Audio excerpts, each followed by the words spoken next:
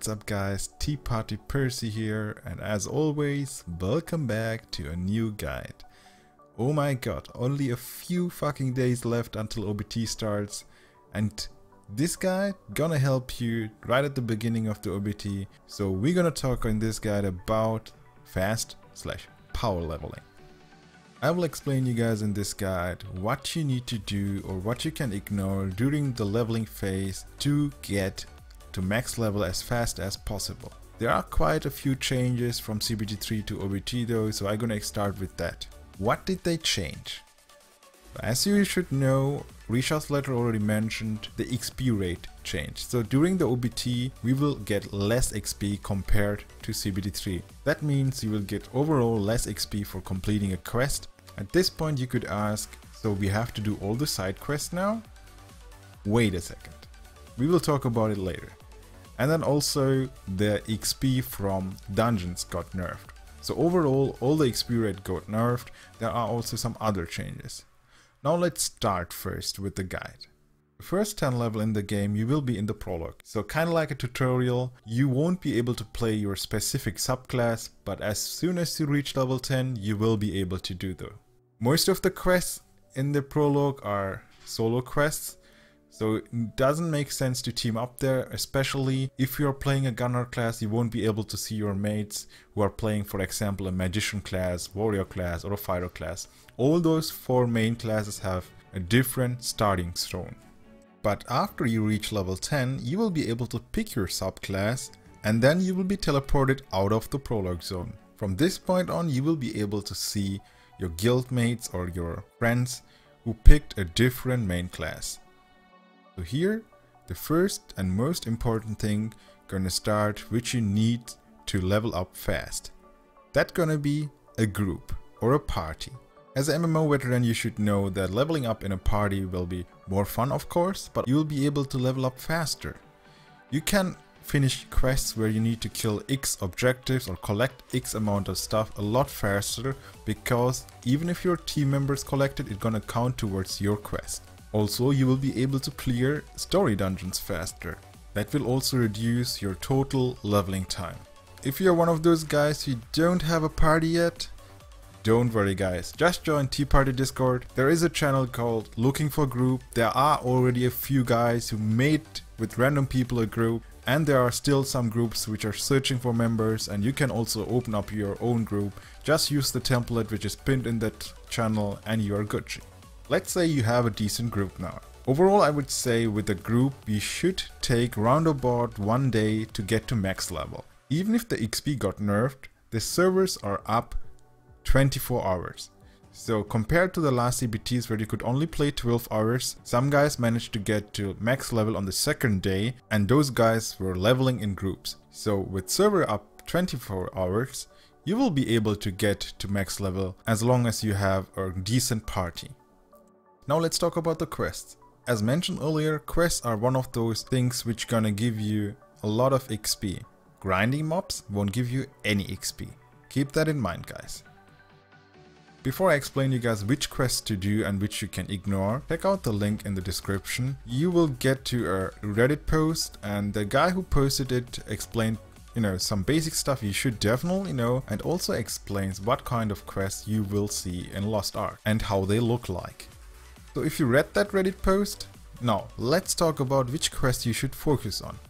Obviously the story quest or the main quest. Those quests gonna give you a lot of XP and will lead you from one continent to another continent. So those quests are a must-do quest. Then we have the purple quest. Purple quests, especially those in Burn, which is the 5th continent you're gonna visit, has tons of purple quests which are really important. I would suggest you guys to do most of the purple quests because they're gonna unlock a lot of important features and contents in the game. In the last few CBTs there were also quests which rewarded you with skill potions. Not only life skill potions, also your combat skill potions. They also rewarded you sometimes with permanent stat increase potions. Those quests have a yellow exclamation mark and a circle behind it. So if you see those quests, you should do it.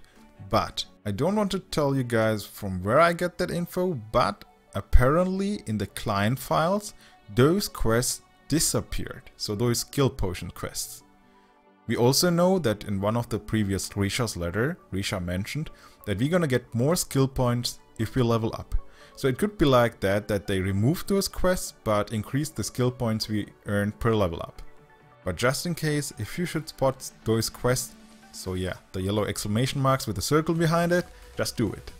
Now, let's talk about the story dungeon. After completing X amount of story quests, it will lead you to a story dungeon. In most of the zones, you will find one story dungeon and they're gonna reward you a lot of XP. You won't get the XP for killing the mobs in the story dungeon, but you will get XP for clearing the story dungeon. Also, the story dungeon has different difficulties, so if you do the story dungeon in the higher difficulty, you should get more XP. Again, a party will help you out there. Because they nerfed the XP, it is highly possible that you need to grind some levels to get to the next continent or to continue the next main quest. So if you want to, or if you have to grind some levels, you have the option to do some side quests, which you ignored, or you could just grind some dungeons. There is no limitation for story dungeons, so you can do it again and again. And as mentioned with the recent party, it will be most likely faster than doing some side quests. So to summarize it, do the main quest, do the purple quest, do the skill points rewarding quest if they should be still there, but most likely not. And of course do the story dungeons, and you can also repeatedly do those story dungeons to grind some level. Now let's talk about things you shouldn't do while you are leveling. First of all, there will be a lot of quick time events or quick time quests. Those are gonna suddenly appear on the map, and they're gonna appear actually pretty often. Those quests gonna reward you with blue orbs, and about those blue orbs we will talk about in a few minutes. But first of all, those quick time events quests, do it if those quests are on your way from one quest objective to another, but don't run back just to do those quests, because those are not worth it. Especially those quests, you're gonna do that on your way while you're leveling or questing, and the quests or quick time quests from higher zones are gonna give you a lot more blue orbs than from lower zones. So if you just keep doing those from the lower zones, I mean, you could get the double amount of blue orbs just by doing one quest from a higher zone. And then I bet we have some guys here who wants to complete the adventure book or collect all the Mokoko seeds. If you want to level up fast, pick up those Mokoko seeds on your way, but don't search for them the entire map. You can track back later and collect them if you have time, but don't do that while you're leveling. Same goes for the adventure book. You can collect the stuff on your way, and you can kill the mobs which are needed to complete the adventure books if they are on your way and already respawned. And don't camp at a certain spot and wait for a respawn of a mob which you need to kill for the adventure book. Same goes also for the life skills, guys. So obviously you can farm some stuff if those are on your way, but like the other stuff which I mentioned earlier, all those things, you will be able to complete those, collect those a lot faster as soon as you're max level. Now let's talk about those juicy blue orbs. You can get those by killing elite mobs on the map, by clearing dungeons, by doing special time quests or event quests, or just some random quests gonna reward you with those blue orbs. As mentioned in my currency guide, you shouldn't use those blue orbs to buy equipment. In most of the zones or in small villages, you will find an NPC who's gonna tempt you to buy with those blue orbs purple gear. Just don't do it, guys. You're gonna find better equips in other zones. Even blue equips will be better than your purple. So don't use those blue orbs to buy equipment. You're gonna need those orbs later for polishing ability stones or for buying blue life skill tools. Last but not least, you should also avoid wasting money on repairing stuff. Because of the same reason as mentioned earlier, you will get new gear fast. So don't waste your money. One thing I forgot to mention is, you know, most of the time the quests you're gonna do are pretty intuitive. You will be able to solve those pretty easily.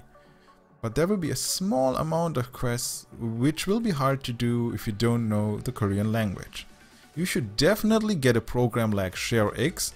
There's a guide from a community member, I think it was watch again. It is linked in my guides collection down below. Check it out, it's a Google Doc and there is his guide. You should get that program and set it up like it's explained in that tutorial, and you can use it to translate stuff pretty fast. There will be also a quest which needs you to interact with some NPCs or do some emotes. In the quest log on the right side you can see those quests because they have a slash and then some Korean letters, so they expect from you to do those emotes. If you see those quests, just press Y, which is gonna open up the window with all the emotes you can do, and then you just need to match the Korean letters, pick the emote which the NPC is asking and then click on it. And then you should be Gucci. Okay guys, so that's it. And as always, if you have any questions left, feel free to ask here or join the Discord. If anything should change, I will announce it in Tea Party Discord, so yeah, keep an eye on the announcement chat. I will also stream in my Twitch channel from the beginning, and most likely I'm gonna try to stream like at least 20 hours in the first day, and I'm gonna try to get to max level with my leveling group.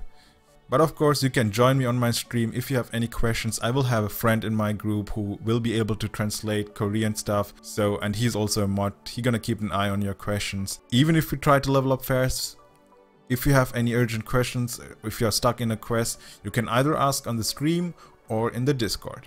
Now again, most likely this is the last guide before OBT starts, so I wish you guys a lot of fun. I'm pretty sure you're gonna enjoy this game if you are prepared. If you didn't read any guides, you will be overwhelmed. I wouldn't suggest to do that. So you have still enough time to learn a few stuff about the game and you will then enjoy this game. So yeah, thanks guys again for all the support, and obviously there will be more guides after the OBT start. Keep an eye on my YouTube channel, join the Discord, join the stream, let's have some fun, and see you guys on the next video or on stream. Bye bye, your Tea Party Percy.